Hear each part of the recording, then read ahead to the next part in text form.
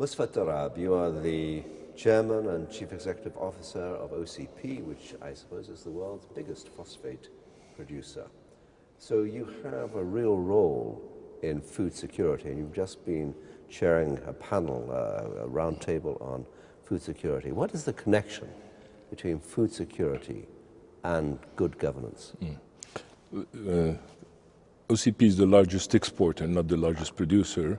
The connection is easy to fathom when one realizes that we would need to feed, the planet would need to feed 9 billion people in about 2050 with very little growth in arable land. That means there are only one solution is to increase the productivity of the same pieces and surface of land.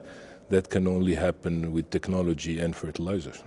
Now, fertilizers are going to have to be used more extensively and hopefully more reasonably and more responsibly.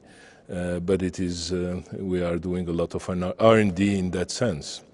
And the link between phosphate and fertilizer is that fertilizers are made of 3 basic nutrients: potash, nitrogen, and phosphate. Given the news of the last year, is there a connection between food security and the Arab Spring or the Arab awakening?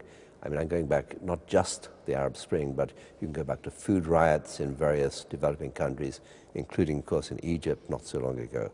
Is there a connection there? I think there is a connection. It started, if only symbolic, but I think it is more than symbolic, since it started in Tunisia with, if I recall, the accident of the gentleman who was selling food, if I'm not mistaken.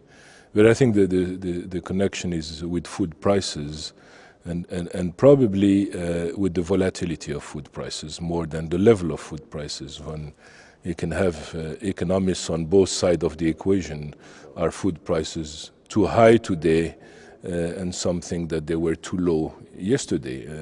Let's keep in mind that there is also the small farmer that benefits from high food prices on the other end of the occasion. I think there is a connection, but I think it has more to do with volatility than the level of prices. Just a final question.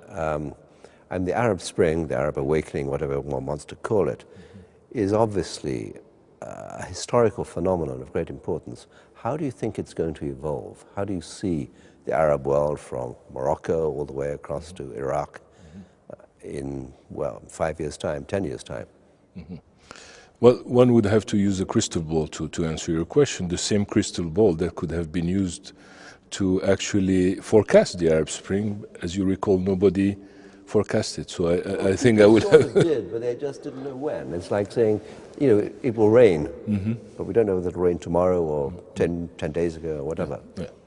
I'm an optimist. I think that the Arab Spring will lead, and it is already the case in many countries, including Morocco, to a more democratic and open system and more representation from the people.